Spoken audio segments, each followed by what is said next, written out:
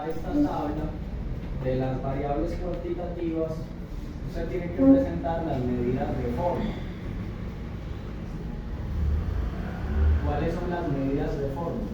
Se va a presentar si las variables tienen una simetría positiva o negativa o si son simétricas. Número 1. Número 2. Usted va a presentar si las variables tienen una curtosis negativa o positiva, que querría decir que son platicúrticas o leptocúrticas, o si son mesocúrticas. Usted va a hacer esa interpretación para cada una de las variables cuantitativas. ¿Listo? Estas serían las medidas de forma. ¿Ve? Habrá que sacar las medidas de posición de tres posiciones específicas: Q1, Q2 y Q3. Los cuartiles, ¿lo recuerdo? Cuartil 1, cuartil 2, cuartil 3, que coincide con los centiles 25, 50 y 75, que son posiciones, que se llaman cuartiles porque parten la muestra en 4 partes. ¿Pero cuántos cortes son? 3, ¿cierto? Pues vamos a sacar esas medidas de posición.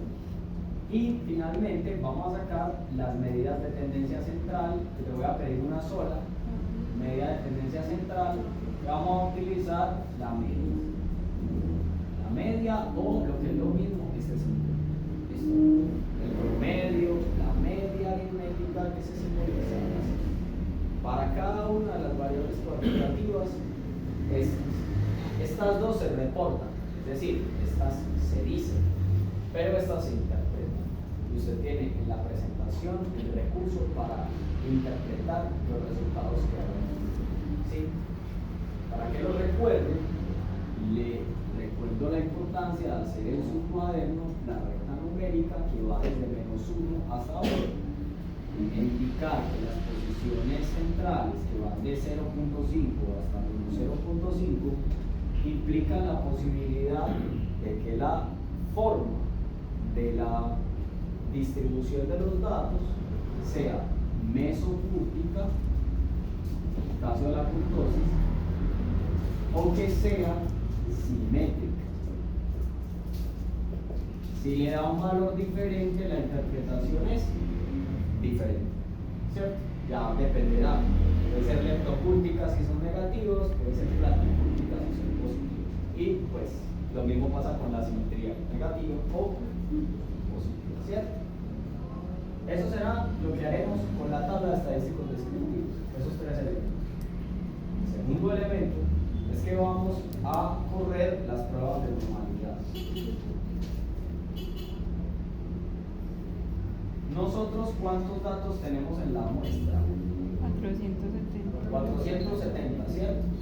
Entonces las pruebas de normalidad nos dicen que cuando las muestras son mayores a 50 datos, vamos a utilizar una prueba que se llama Kolmogorov-Smith. Lo vimos la clase pasada. Sin embargo, usted sabe que cuando saca la prueba de normalidad, la prueba de normalidad también le ofrece la opción de sacar el estadístico con SW, se llama Shapiro-Wilk. Los dos datos le van a salir y usted solamente se va a fijar en estos datos, ¿cierto?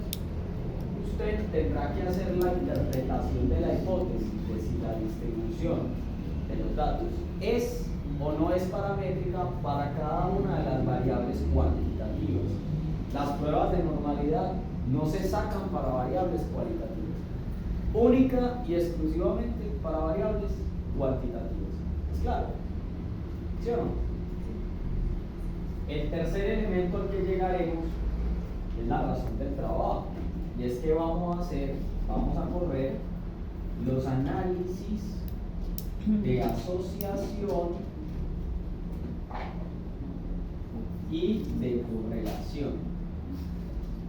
Es decir, recuerdan la clase inmediatamente anterior, entonces estamos hablando de que la asociación se corre con un estadístico que se llama chi cuadrada de Pearson y que es exclusiva de las variables cualitativas. ¿Cuáles son las variables cualitativas? Tenemos el estrato, el estado civil. ¿Tenemos el estado civil? No, tenemos el nivel educativo y la condición laboral y tenemos el sexo, ¿cierto? Pero también quiero que recuerden que nosotros pusimos o creamos unas variables ordinales de alto, medio y bajo para indicar las condiciones de regulación emocional y de dificultades de regulación emocional. Entonces vamos a sacar tablas cruzadas para identificar si las variables cualitativas, todas con todas, tienen asociación, sí o no. Esta es una prueba de hipótesis y usted va a tener una diapositiva en la que puede interpretar la hipótesis. Nosotros, ¿qué sabemos? Que el p-valor debe ser inferior al alfa.